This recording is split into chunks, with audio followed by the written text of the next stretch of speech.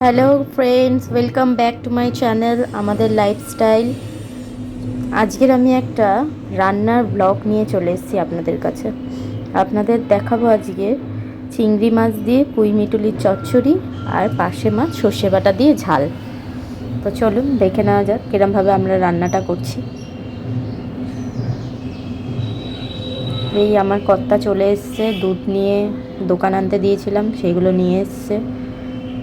এইবারে আমি কিভাবে রান্নাটা শুরু করছি দেখুন। তাহলে প্রথমে তেলের মধ্যে 5 ফোড়ন দিয়ে, তারপর তেলটা গরম হয়ে গেলে ওর মধ্যে 5 ফোড়ন দিয়ে একে একে সবজিগুলো দিয়ে দেবেন। সবজির মধ্যে আমি দিয়েছি আলু, বেগুন, কুমড়ো। এবার একে একে সব সবজিগুলো তেলের মধ্যে দিয়ে দেবো আমি।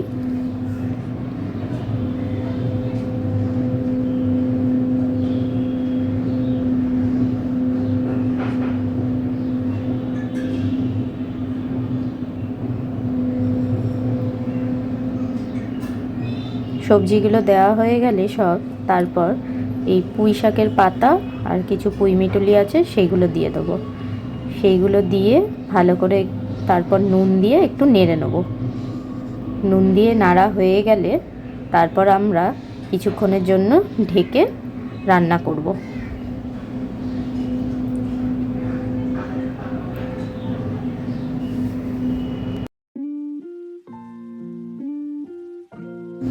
তারপর ওর মধ্যে একটু হলুদ গুঁড়ো দিয়ে দেবো।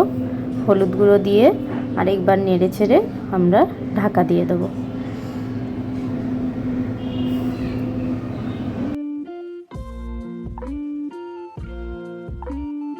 এবার আরেকটি কড়ায় আমি তেল দিয়ে, তার মধ্যে তেলটা গরম হলে কালো জিরে দিয়ে, তার মধ্যে কেটে রাখা টুকরো টুকরো করা আলু দিয়ে ভালো করে নাড়িয়ে নেব।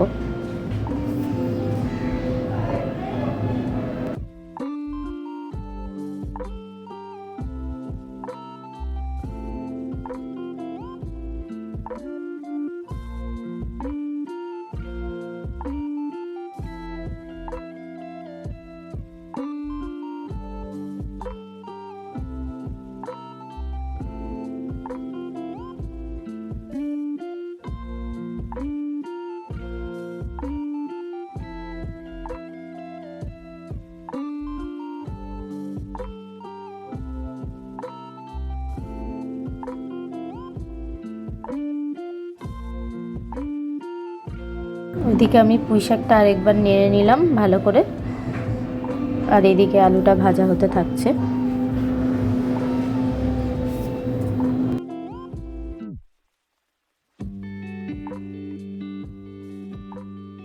আলুর মধ্যে আমি কুচনো টমেটো আর চেরা কাঁচা লঙ্কা দিয়ে ভালো করে নুন দিয়ে নেড়ে নিলাম। নেড়ে তারপর এটা ঢাকা দিয়ে দেবো আলুগুলো সেদ্ধ হওয়ার জন্য। ওইদিকে পুঁই শাকটা দেখুন হয়ে এসছে।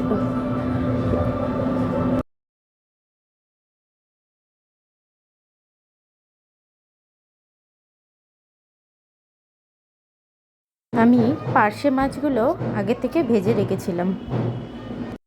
এবার একটু হলুদ গুঁড়ো দিয়ে দিলাম ওর মধ্যে।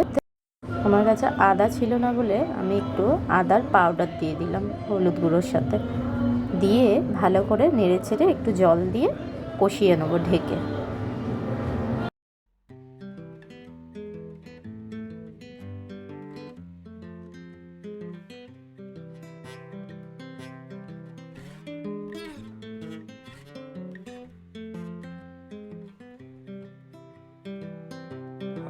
এবার পুঁই শাকের মধ্যে আমি একে একে লঙ্কার গুঁড়ো, জিরের গুঁড়ো, ধনের গুঁড়ো দিয়ে চিংড়ি মাছগুলো দিয়ে ভালো করে নেড়ে ছেড়ে আবার একবার ঢাকা দিয়ে দেবো।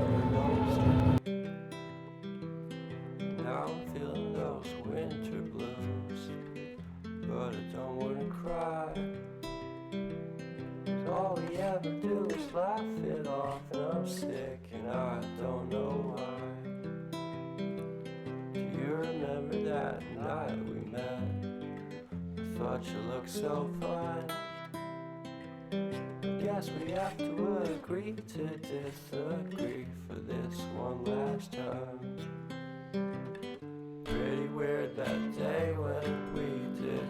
আপনারা পরিমাণ মতো একটু চিনি দিয়ে দেবেন, যার যেটা মিষ্টি পছন্দ সেই অনুযায়ী আপনারা নুন মিষ্টিটা দিয়ে দেবেন। দিয়ে তারপর লাস্টে মজে গেলে সেটা আপনারা নামিয়ে নেবেন। এখানে দেখুন পার্শে মাছটার জন্য আমি ভালো করে কষিয়ে নিয়েছি। কষিয়ে নিয়ে ওর মধ্যে জল দিয়ে তারপর আমরা ওই সর্ষে পোস্তর যে প্যাকেট পাওয়া যায় সানরাইজের, আমি সেটা ব্যবহার করেছি আজকে, কারণ আমি সর্ষে পোস্ত ভিজিয়ে রাখতে ভুলে গেছিলাম, তাই আমি আজকে কেনা সর্ষে পোস্ত পাউডার ব্যবহার করলাম। এইটা এবার জলের মধ্যে দিয়ে রাখলাম। সর্ষে পোস্তর পাউডারটা কিছুক্ষণ আগে দিয়ে জলে ভিজিয়ে রাখতে হয়, সঙ্গে সঙ্গে এটা দেওয়া যায় না, তাই আমি আগে দিয়ে একটু নুন দিয়ে ভিজিয়ে রেখেছিলাম। এইবার ঝোলটা এবারে ফুটে উঠলে ওর মধ্যে মাছগুলো দিয়ে,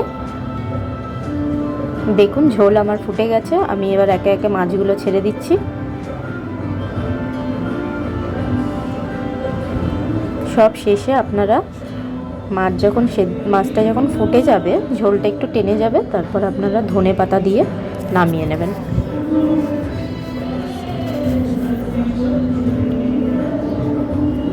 পরিমাণ মতো নুন মিষ্টি যার যেরম স্বাদ অনুযায়ী দিয়ে নামিয়ে নেবেন। এদিকে আমার পুঁই শাকটাও প্রায় হয়ে এসছে, এবার আমি পুঁই শাকটা নামিয়ে নেব।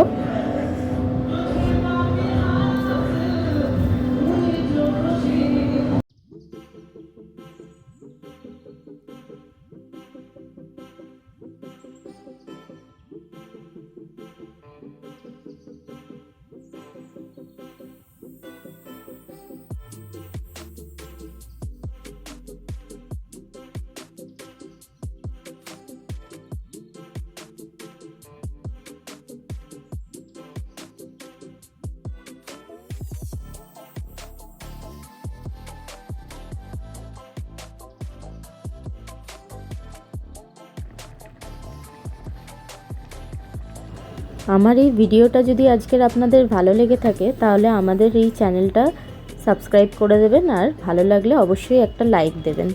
সবাই ভালো থাকবেন, সুস্থ থাকবেন, টাটা।